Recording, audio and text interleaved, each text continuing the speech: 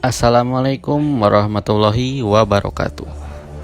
Saya Fadli Fauzan dengan NIM 1904975 dari kelas PKN 2019A akan mempresentasikan atau mungkin akan membawakan materi tentang kebajikan dalam kriminologi. Apa sih kebajikan itu? Nah, kebajikan menurut KBBI adalah sesuatu yang mendatangkan kebaikan, keselamatan, keberuntungan dan sebagainya, atau perbuatan baik. Kebajikan dan kebaikan itu dua hal yang berbeda.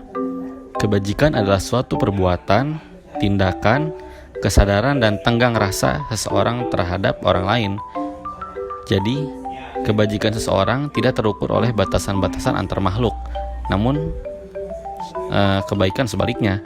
Kebaikan masih terbatas oleh pengenalan antara seseorang dengan orang lain. Lalu, apa itu kriminologi? Kriminologi adalah sebuah ilmu yang mempelajari kejahatan secara komprehensif. Istilah kriminologi sendiri diciptakan oleh ahli antropologi dari Prancis yang bernama P. Topinard. Istilah kriminologi berasal dari dua kata Latin, yaitu crimen yang berarti kejahatan dan logos yang berarti ilmu. Dengan kata lain, kriminologi adalah ilmu yang menelaah tentang kejahatan. Sekarang kita masuk ke kejahatan. R. Susilo membedakan pengertian kejahatan menjadi dua sudut pandang, yakni dari sudut pandang secara yuridis dan sudut pandang secara sosiologis.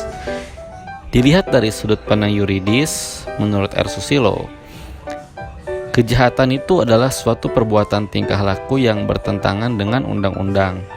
Sementara, dilihat dari sudut pandang sosiologis, kejahatan adalah perbuatan atau tingkah laku yang selain merugikan si penderita, juga sangat merugikan masyarakat, yaitu berupa hilangnya keseimbangan, ketentraman, dan ketertiban. Dengan adanya ancaman kejahatan yang semakin meningkat, maka dari itu Kongres PBB ke-6 mengenai pencegahan kejahatan dan pembinaan para pelaku kejahatan pada tahun 1980 di Caracas malah dipandang cukup membahayakan kualitas lingkungan hidup. Oleh karena itu, tema sentral dari Kongres ke-6 ini ialah mengenai crime prevention and the quality of life. Dalam salah satu bunyi pertimbangan deklarasi tahun 1980 antara lain dinyatakan, menimbang bahwa fenomena kejahatan melalui pengaruhnya terhadap masyarakat mengganggu seluruh pembangunan bangsa-bangsa, merusak kesejahteraan rakyat baik spiritual maupun material, membahayakan martabat kemanusiaan dan menciptakan suasana takut dan kekerasan yang merongrong kualitas lingkungan hidup. Dengan adanya Kongres PBB yang memfokuskan mengenai kejahatan di tahun 1980 ini, tentunya kejahatan menjadi dianggap sangat penting oleh mata dunia internasional. Sebagaimana apa yang dikemukakan oleh Habib Ur-Rahman Khan dalam tulisannya yang berjudul Prevention of Crime, It is Society which needs the treatment and not the criminal, sebagai berikut.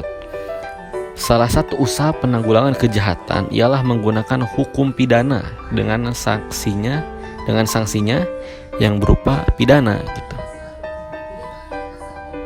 Walter C. Reckless mengemukakan beberapa syarat yang perlu diperhatikan oleh pemerintah agar menanggulangi kejahatan dapat lebih berhasil.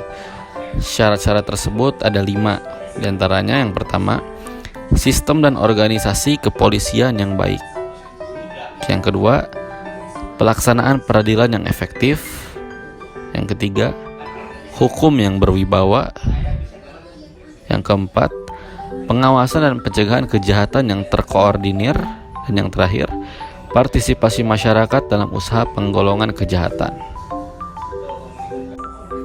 Kesimpulan yang dapat kita ambil adalah peran pemerintah tentunya sangat penting dalam menanggulangi kejahatan saat ini. Begitu juga peran partisipasi dari masyarakat. Jadi selain peran dari pemerintah seperti organisasi kepolisian, pelaksanaan peradilan, dan juga sistem hukumnya, masyarakat juga harus mempunyai partisipasi dalam menanggulangi kejahatan agar budaya kejahatan ini tidak terulang lagi gitu, tidak malah semakin mengurang itu, bukan bertambah. Mungkin sekian dari saya, kurang lebihnya mohon maaf. Terima kasih telah mendengarkan dan sampai jumpa.